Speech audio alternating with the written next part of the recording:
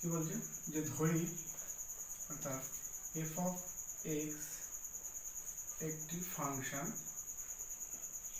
Function যেটি x belongs to a কমা বিতে defined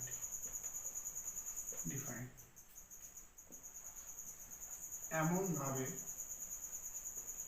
যে এক নাম্বার কি বলছে যে x belongs to a comma b এই বিস্তারে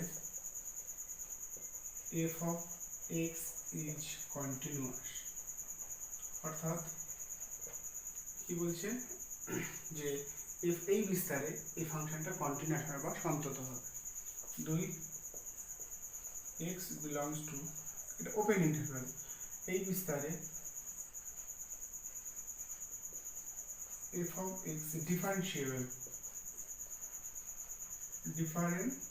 অর্থাৎ অবকলনযোগ্য, অর্থাৎ এই ওপেন ইন্টারভ্যালে ডিফারেন্সিয়েবল করা যাবে। তাহলে এখানে কিন্তু এটাকে এক্স এর এই মানটা নেই, বি মান দুটো বাদ দিয়েছে, অর্থাৎ যে লোয়ার লিমিট আপার লিমিট বাদ চলে গেছে। 3 নাম্বার কি বলছে, 3 নাম্বার পয়েন্টটা ভেরি ইম্পর্টেন্ট, যে এফ অফ এ অর্থাৎ ফাংশনের এ বিন্দুতে যে ভ্যালুটা হবে এবং বি বিন্দুতে যে ভ্যালুটা হবে সেটা দুটো সমান হবে। তাহলে এক্স এর অন্তত অ্যাট লিস্ট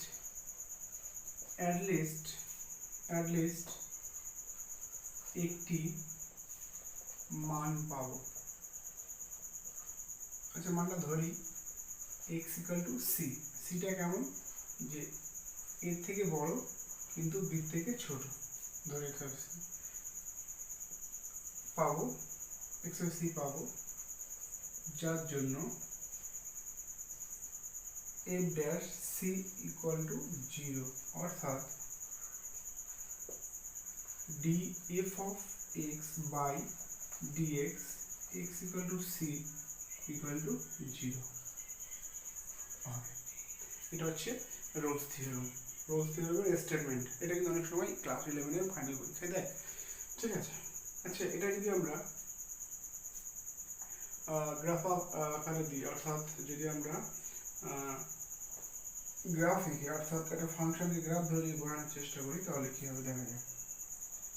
ধরো একটা ফাংশন ধরলাম, ধরো এখানে এটা x ইকুয়াল টু বি আর এটা হচ্ছে x ইকুয়াল টু এ, ঠিক আছে, x ইকুয়াল টু এ। তাহলে এর হাইটটা কি হবে, f অফ বি, এটা হবে f অফ এ। আর এখানে কি বলছে যে এখানে ধরলাম x equal to c, x equal to c. তাহলে এখানে দেখো যে ট্যানজেন্টটা পাবো, যে স্পর্শকটা পাবো, ট্যানজেন্ট, এটা কিন্তু ট্যানজেন্ট স্পর্শক, ঠিক আছে। তাহলে এই যে স্পর্শকটা পেলাম সেটা কিন্তু এক্স অক্ষের সমান্তরাল। কোন স্পর্শকটা, এই স্পর্শকটা, এই যে এই স্পর্শক যেটা হচ্ছে এক্স অক্ষের সমান্তরাল। যদি আমরা এটাকে এক্স ওয়াই ধরি, এটাকে অরিজিন ধরি, তাহলে কিন্তু এটা কিরকম, যে f dash c equal to 0, আর এখানে কি হচ্ছে f of a equal to f of b. এটা হচ্ছে রোলস থিওরেমের জ্যামিতিক ব্যাখ্যা। অর্থাৎ যে কোন একটা ফাংশনের গ্রাফ, তার ওই এ ইকুয়াল টু বির মধ্যে যে কোনো একটা ভ্যালু পাবো, ধরলাম সি, সেই বিন্দুতে যে আমরা ডেরিভেটিভটা মানে ট্যানজেন্ট পাবো, সেই ট্যানজেন্টটা সবসময় এক্স অক্ষের সমান্তরাল হবে। এটা হচ্ছে রোলস থিওরেমের জ্যামিতিক ব্যাখ্যা। আজ এই পর্যন্ত থাকলো।